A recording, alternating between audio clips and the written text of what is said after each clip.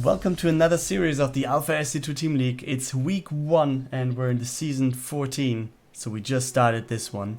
We're in Kairos Junction as the first map in the bottom right hand corner, representing Charged Gaming. Here we go with Hallo.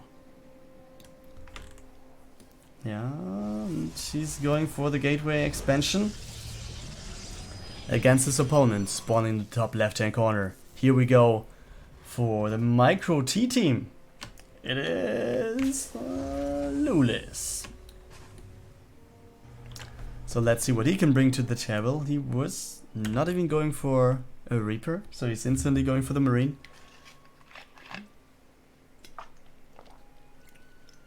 And starting the expansion as well.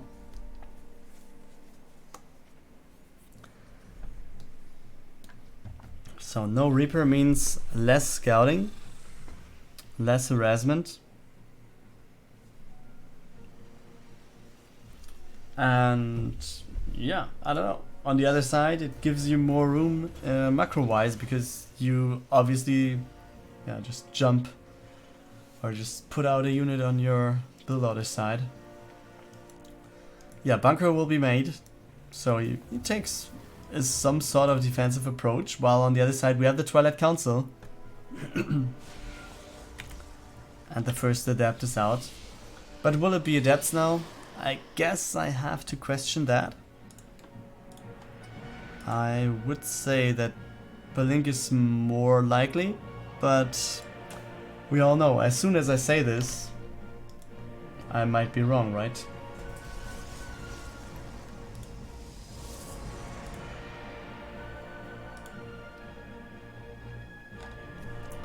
So, what is it?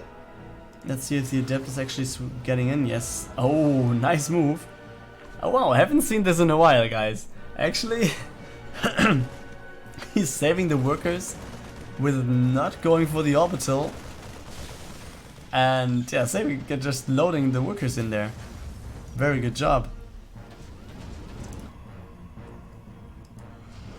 Okay, so Blink it is, so at least I was right there. Some more gateways coming up. We have no Templar's Archive yet, so it seems like he's wanting to build some Stalkers and then just go up from there.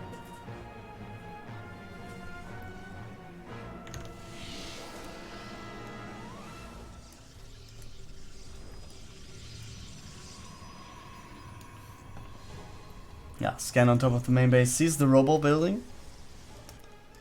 Hallion's going to the bottom, not really doing a thing here. Bunker's still being there.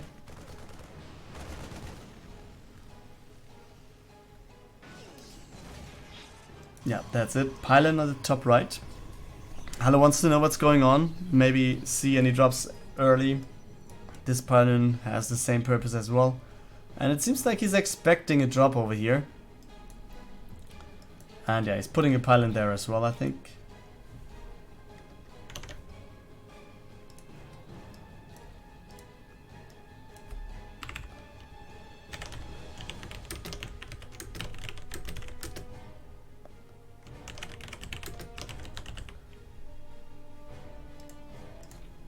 Okay, and there's the drop.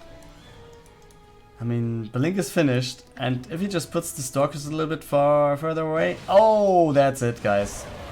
Wow, that was the least successful drop I have seen in quite some time. Okay, let's take a look to the other side where we have the Hellions trying to get in. Yeah, and one actually gets through there, but...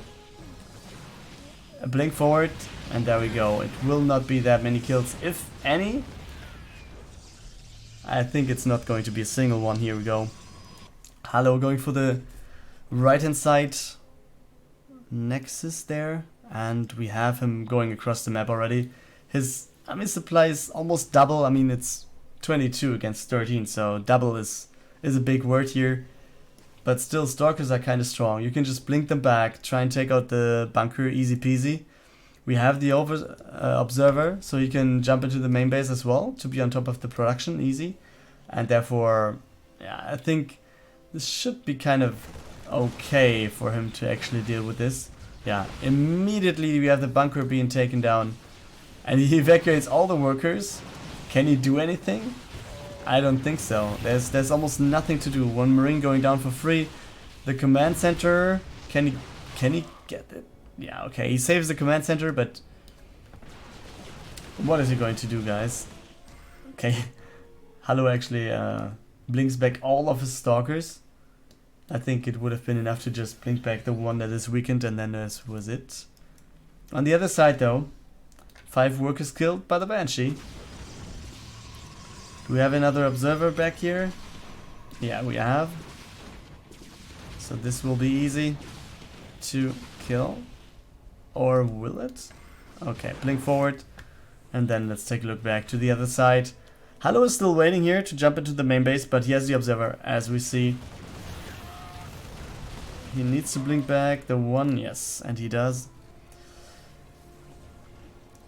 So yeah, Loulis is getting closer in terms of, let's say, the worker count. But to be honest, I think this is very good for Hallo still. I mean, yeah, where do you go? Okay, you shouldn't want to walk into tank fire though, but you can just attack the Marines easy and then just go back out. While taking the third base, having some more units back at home if there was any harassment, which there is actually in the main base. Okay, but we have the Weapon and the Banshee, despite the fact that there's nothing going on in terms of revelation or observers. The Banshee just goes away.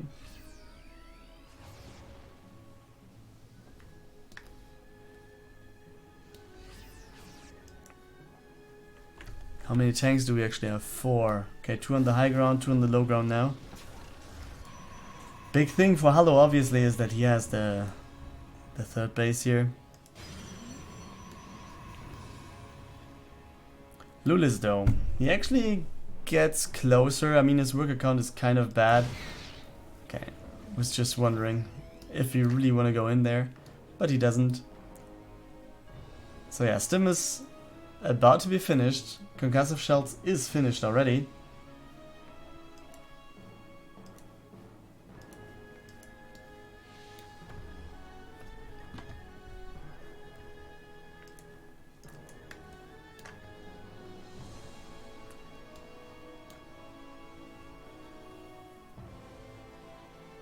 Okay, and he wants to move out. Loulis having a decent army supply, to be honest.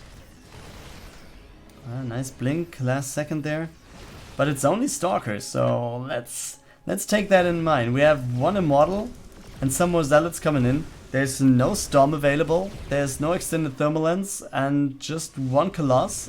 Thermal Lens will be finishing soon though, so yeah, there will be a chance for Loulis quite before that happening to actually take out a lot of stuff. The tanks will be there, it will be sieged, and he could just take down the third base.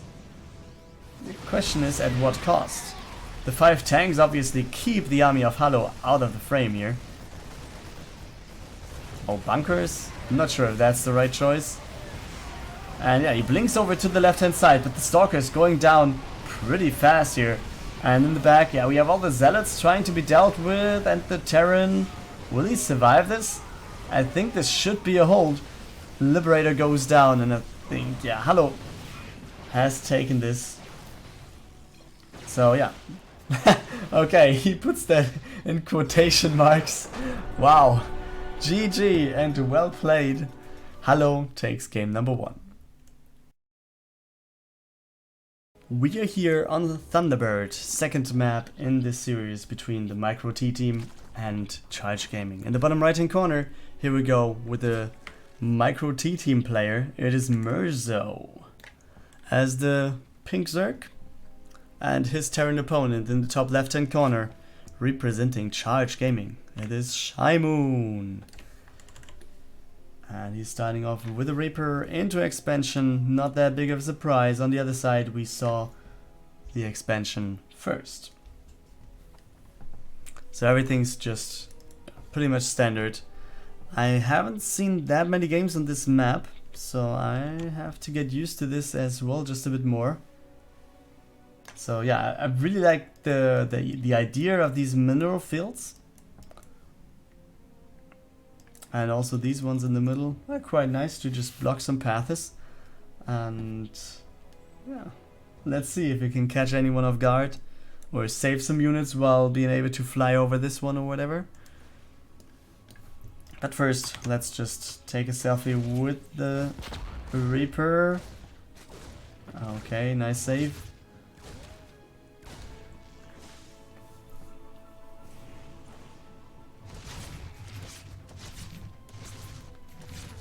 And he gets out. Easy as it is. Factory is on the way. Another worker. Orbital command. So ShimOon just going for the standard here. Starport also being dropped.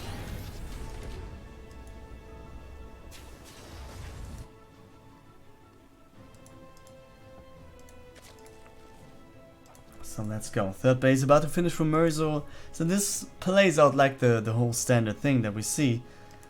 Reaper is just scouting for potential proxies, I guess, in the bottom left. Maybe you should have scouted over here as well. I mean, if I would build a Stargate, it would be this location, or it would be like this one at the top. Maybe even this if you want to be very cheesy.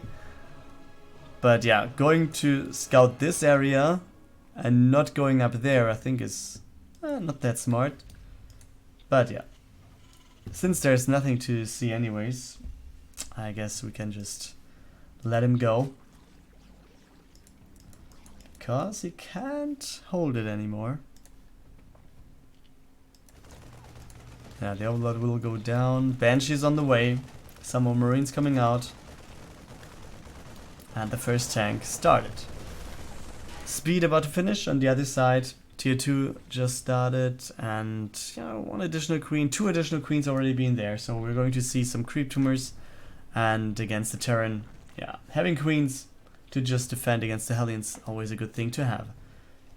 So 3 queens waiting at the choke. 4 queens actually are there. Oh, but he's not. Okay, he's rebuilding one more over there. But the third base could build another one as well. Let's take a look back where we had the third base on the way for ShimOon. Oh, wait. He's going for double command center. Third and fourth base on the way. So it seems like someone wants to saturate his third base kind of fast. Okay, Banshee coming in. Spores not finished yet. 1 kill. Okay, he's focusing on another one. 3 it is. And I think now he will go out. And the Observer and the Overseer, yeah, will be there, but 4 kills it is. Banshee gets out, will go head back home. And yeah, since we have the barracks going out for some scouting, guess we can imagine some more factories coming down. And that's the case over there as well. Oh boy. Oh, the Hellions getting very close. Zergling's doing a very good job here.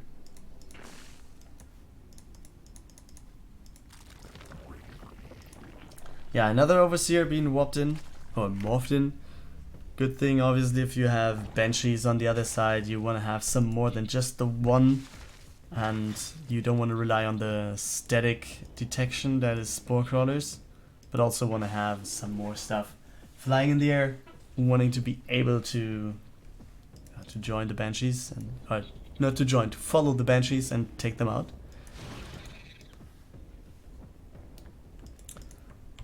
Yeah, 2 tanks over there, another one there, and that's all of them. The Overseer just sees that there is a third base. Okay, barracks trying to scout for the base over here.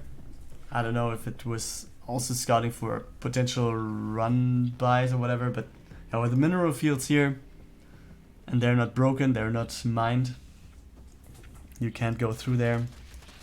We actually have Mirzo going to take the base to the center of the map as his 4th, while we also have him going for a macro base in the main.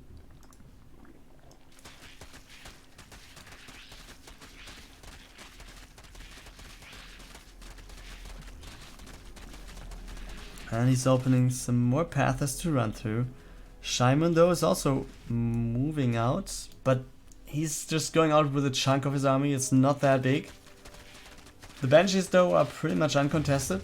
At least as long as there's no Overseer with the army and you have just 2 Queens. It's pretty nice to have 2 Banshees there.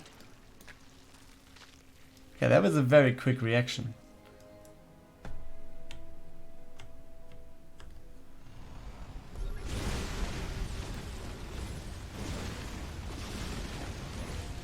Okay. First creep tumor is being taken out. 2 Queens are there though. Banshee will be attacked. Overseer will detect it. But 4th base also being done on the other side for ShimOon. Tanks are there to protect it. This base still being scouted. Tier 2 is done. What else do we have? Infestors on the way. Oh, let's take a look at that actually. Yeah. Now Banshees come into play. Queens have to join the army to get rid of that. Some more roaches are there as well. Hydras are on the way. +1 range attack. Roach speed. Spores. There's a lot going on for Mirzo. On the other side we have +1 vehicle weapons about to finish. And also the plating on the way.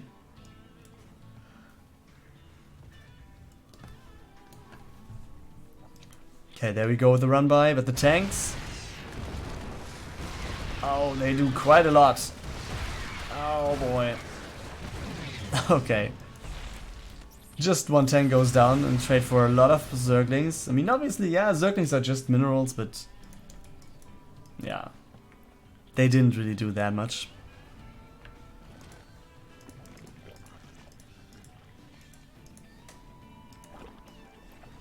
Okay. What is it? The 5th base for Mirzo on the right hand side is just finished.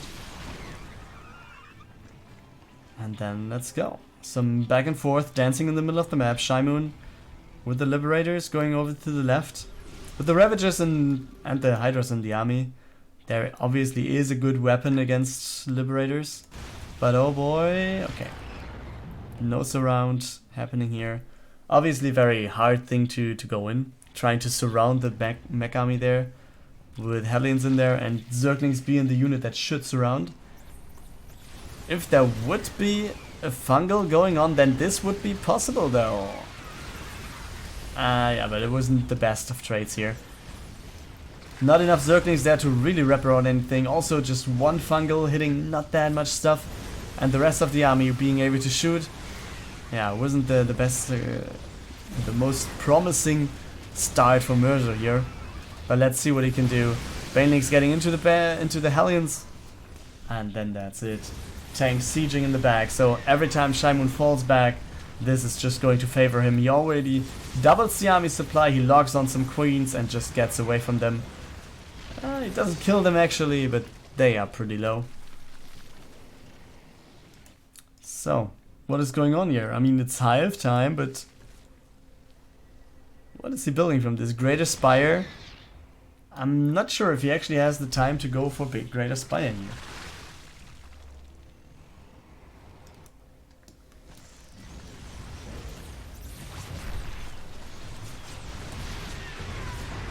Yeah, so the first queen goes down, third queen goes down. This has to be evacuated. Oh, land them up, guys. Okay. 1 more Hellion shot would be pretty dangerous there. But as you see, ShimOon is just pushing forward. All the mech is logging on, and I think with, yeah, double the army supply, taking out the base over here. Does he know about the base at the right hand side? Yeah, he sees the creep, so he can know. And he's landing the barracks back there again. So yeah, I think he just doesn't care. And Mirzo just GG's the game, which leads to a 2-0 for Charge Gaming for now. For the third game, we have Nur Impugnancy as the playground. Top right hand corner, 2-0 lead for his team, so therefore match point for this guy. It is Jackal.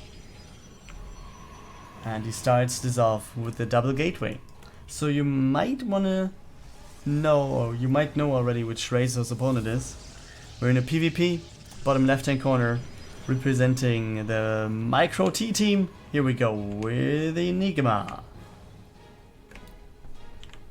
And yeah, as you, I think I didn't mention it before, but as you might have seen from the clan tags, the Micro T team is a mix of the former Micromaniacs and the Hukago T team.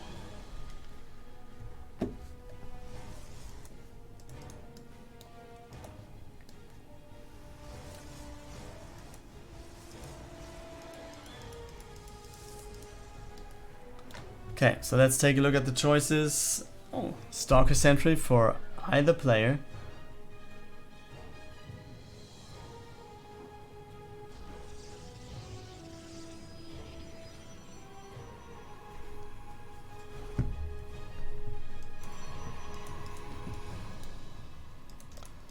Okay, EnigmA, yeah, just wants to delay the expansion a bit more. Oh boy. And Jackal almost, yeah, not almost, he loses his scouting probe, but yeah, I think there will be a Nexus anyways. And it's Stalker Sentry for both of them again, so it seems like both players kind of go into a defensive mood here. With 2 sentries, I would be surprised if they actually go for some damage. I mean, what do they know about each other? It's not that much. Stalker of EnigmA is actually scouting.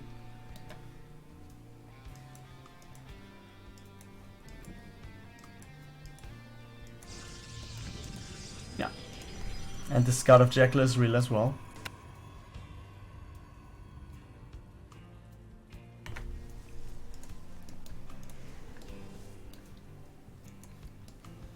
Robo scouted, but it's the same on the other side. Both players essentially going for the same thing. Maybe there's some differences in the timings, but yeah. Now we have the Forge coming up, and there it is. So the Robo was a little bit later for Jackal, and therefore he went for the Forge a little bit earlier. So it's just a trade-off, and will end up at the same point. Twilight Council being started as well, but I think that's the same thing on the other side soon.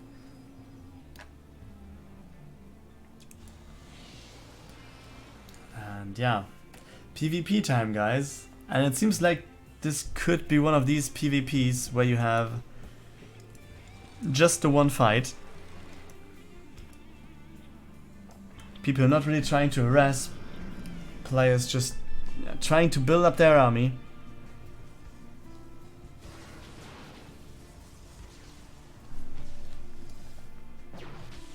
And he's actually finishing the shade, okay. Okay, but he's not really doing anything with it. I think he could have killed 2 workers or whatever. Okay, the recall. Okay, he kills 1. I'm not sure if that was worth, but still, that's okay.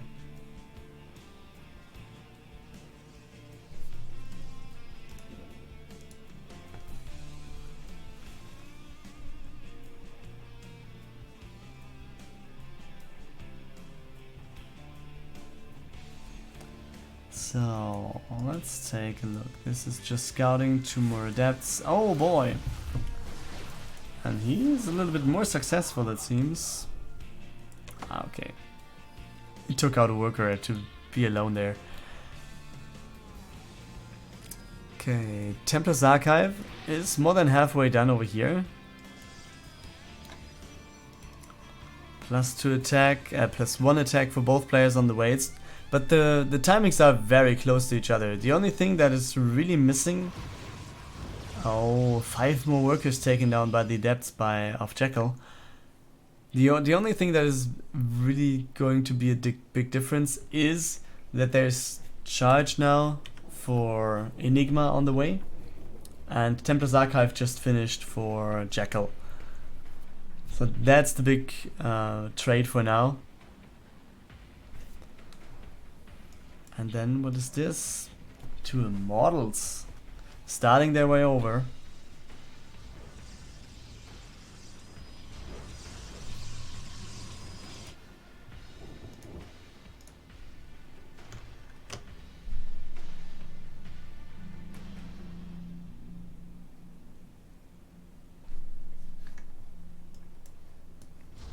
Okay, Immortals, yeah, trying to take something. Oh boy, the first Stalker going down pretty much immediately, and yeah, he just goes to the high ground.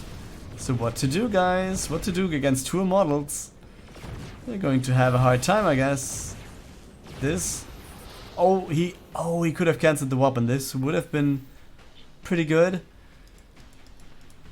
At least he would delay the production a little bit more. Also, charge, now finished. If he would have taken down the pylon... Oh no, actually it wouldn't be delayed. There's another pylon on the left. Never mind what I just said. Everything's alright.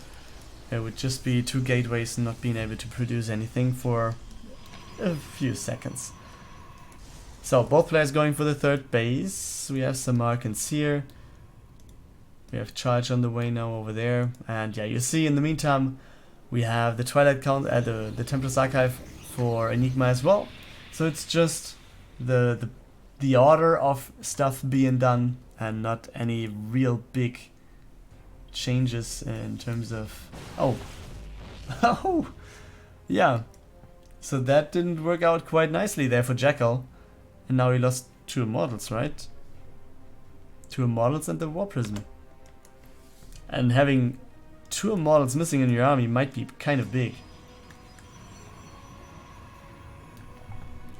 So let's see if you can actually hold this. And let's see how long EnigmA will stay here and gather army before he gets in.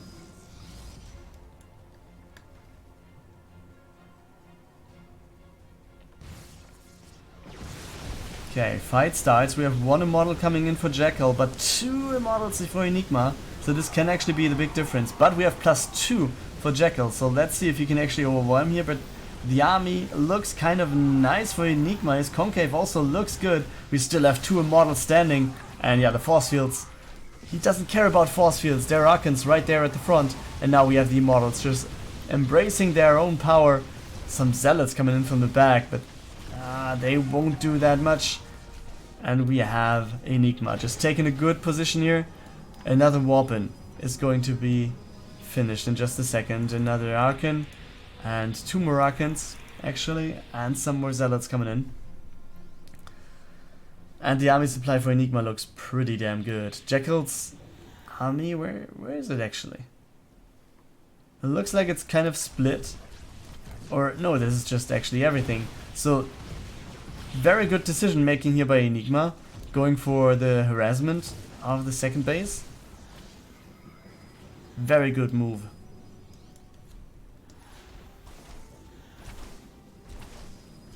And he just sends the Zealots straight to the main base. Oh, but they are blocked.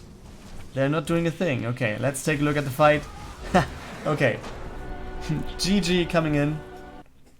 And EnigmA is going to take the first point for the Micro T team.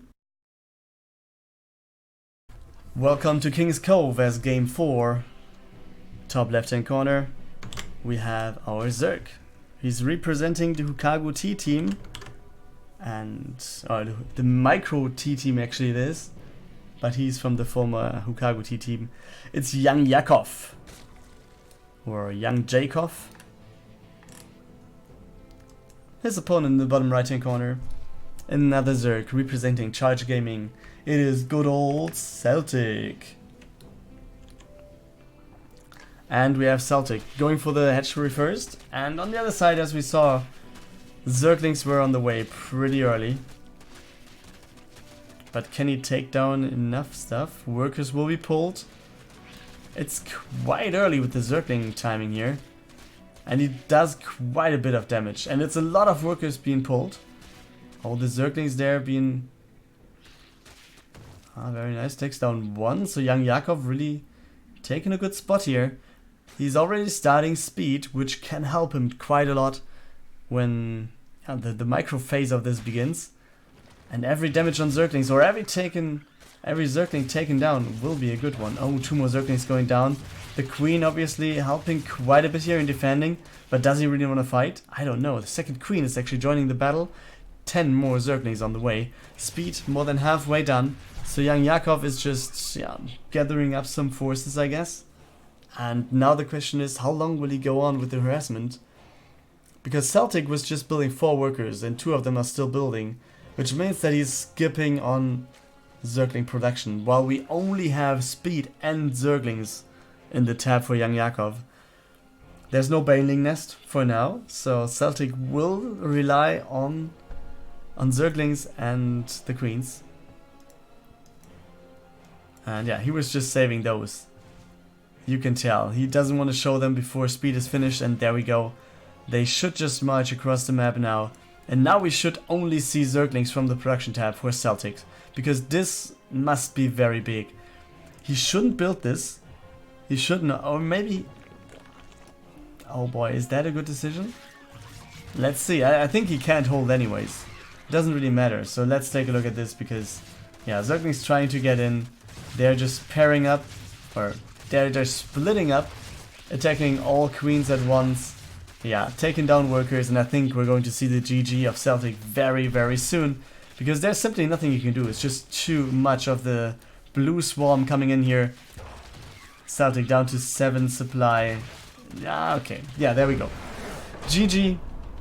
YoungYakov takes game 4, and therefore we're going to the ace match. Welcome to the ace match. Here we go on Turbo Cruise, and in the bottom left hand corner we just saw him in game 4 and he went down quite quickly, so let's see if he can force another game here. Or he forced the ace match and now he wants to take the point anyways. Bottom right for Charge Gaming, it is Celtic as the Zerg, and yeah, he's going for the hatchery first again against the player in the top right. He's a Protoss, so yeah, this is a whole other situation than in a ZVZ. But yeah, here we go. Top right hand corner for the Micro T team. It is EnigmA. Gateway, expansion, cybercore, standard stuff going on right there.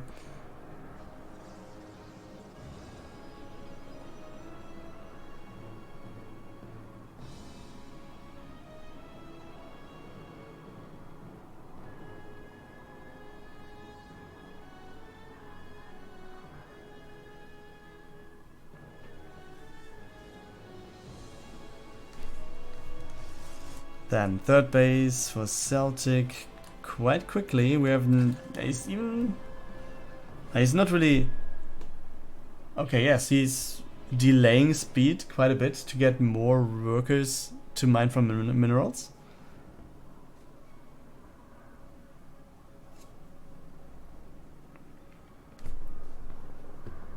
And now he starts speed.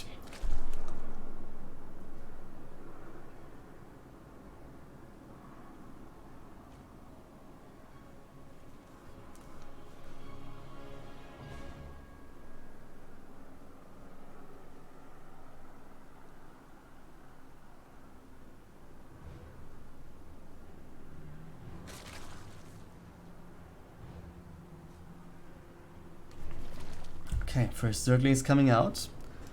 But I think with EnigmA, yeah, he will just build another gateway and then this will be closed.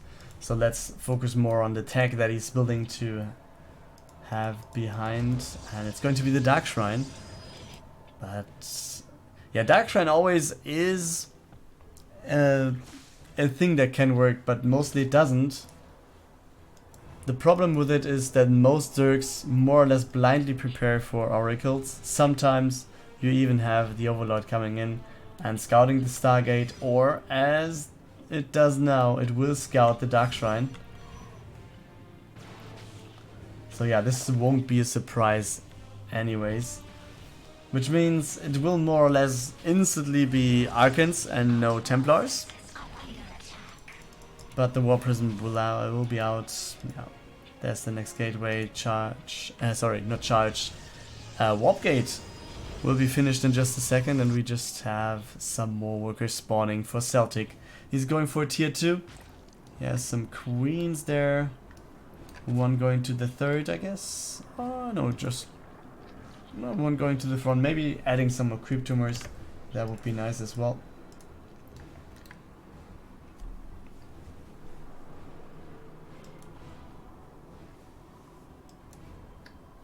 Yeah, there's the War Prism. But spores are built, so he's going to be fine. And one more, I guess. Oh, he's actually trying to get in with DTs? No. Yeah, he sees the Spore. And yeah, where do you go? The Queens are trying to defend here. Actually, I think, yeah, it will be Archons pretty soon. Yeah. And he should add a third base kind of soon as well. Because right now, he has a possibility of harass and maybe just go for the expansion. But if something like this happens, yeah, okay. He should have not gone for that in this location, I think. That's not a good choice. Has to cancel it. Down goes the Zealots as well. Let's see what the Archons can do.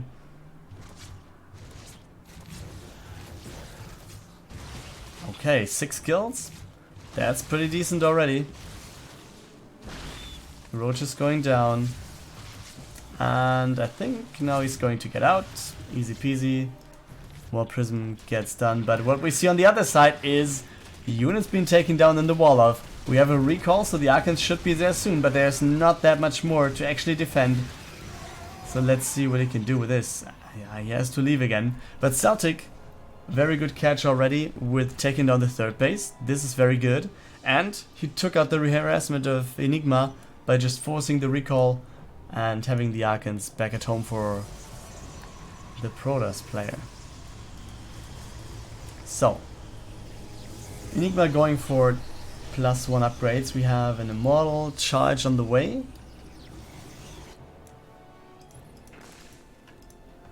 Selting just starting a range upgrades while also going for the Baneling Nest and Roach speed.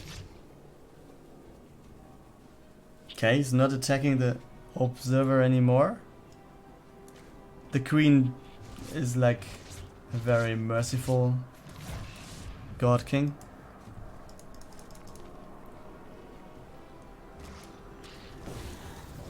Yeah, third base scouted.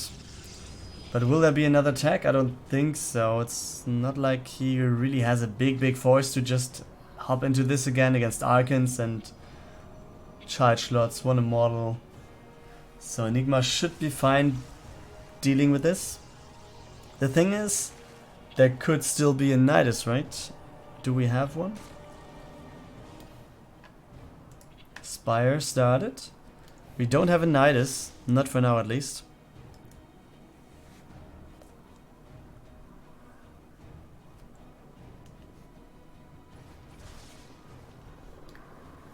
Okay, so he's going to the bottom with the army. He wants to get something done here. Maybe he feels like he has a good spot, but the army looks... I mean, the army supply looks pretty weird for... Oh, weird? Not weird. It looks pretty low compared to Celtics. He has +1. Yes, but... yeah, let's see if this actually works out. Roaches obviously aren't the most supply efficient units as well, so let's not forget about that.